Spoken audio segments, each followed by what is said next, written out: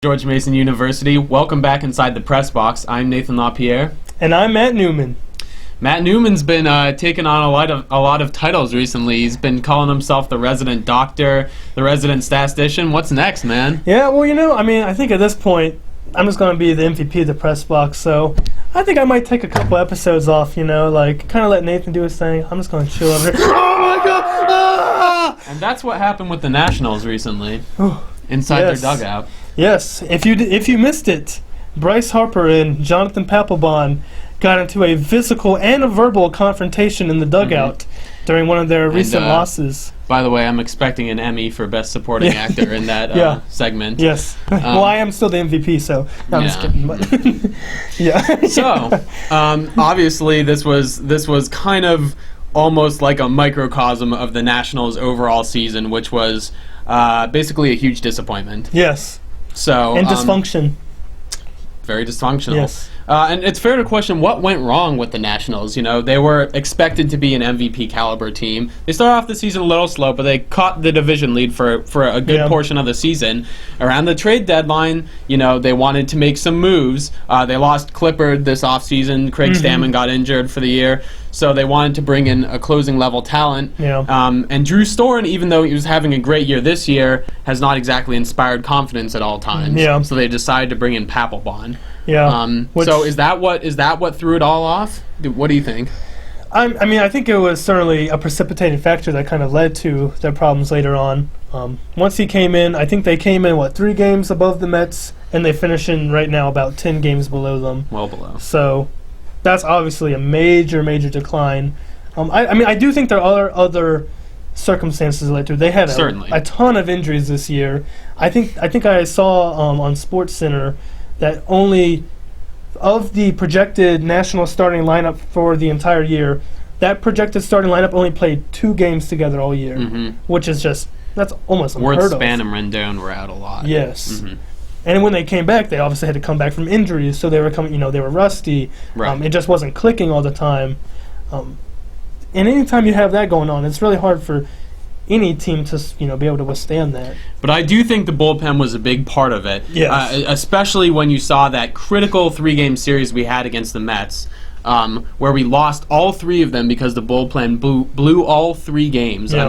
That just kind of showed how big of a deal it was. And Papelbon, for his part, other than that one game, didn't pitch that bad. But when they moved Storen out into the setup role, he collapsed. When they moved Casey Jansen out of the setup role into just the rest of the bullpen, he collapsed as well. So that's a big thing. And a lot of people after this now are wondering if Papelbon should be gone. If it's not broke, don't fix it. Yeah. Right? So what do you think about that? I think we have to kind of go back to this whole fight with Harper. That's obviously inexcusable. I know, as Matt Williams said, testosterone was running high, but even when my testosterone is running high, I don't end up choking people. Dr. Matt. Yeah.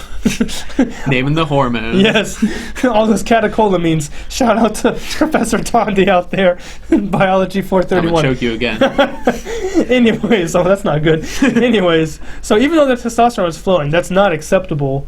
And you really have to people... How do you personally feel about what kind of led up to the choking incident? So people feel like it's kind of an unwritten rule of baseball about running out pop flies, like you should put in effort. But, the Nationals are out of the playoffs.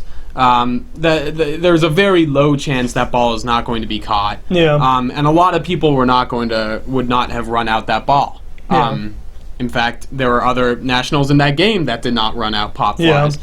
And, I think Harper showed some disgust. Maybe he waited a little too long. But he's obviously disappointed. He expects to hit a home run every time he's at the plate. Yeah. And he often does. So, I don't obviously I don't think that's enough of a reason to freak out like that. John Papelbon has had a history of kind of these sort of blow-ups, outbursts over minor things, right? Yeah. So yeah. Interestingly, some people in baseball are actually supporting Papelbon, and they're saying, you know, a lot of outside people don't understand what it's like in that dugout where there's a lot of just sort of intensity and pent up emotion. But I think I was reading an article today that made a good point that essentially a lot of those people don't know what it's like to be an MVP of a team and be everything that franchise and have all the pressure on your back and have a disappointing end to the season like this. Yeah. So I think it's inexcusable, and I think they did the right thing suspending him. Yeah, I mean, I definitely think so. I think he should have run it out. I mean, I think it was the great Joe DiMaggio who said, you do not know who's watching you for the first time in those stands, like what little kid. So you always want to be like that superstar out there, both in your abilities and in your willingness to put forth the hustle during the game. But it's not worthy of getting choked out, so... Now you're a historian. Yeah, well, you know what? Now I'm choking just like the Nationals did this season. Yeah.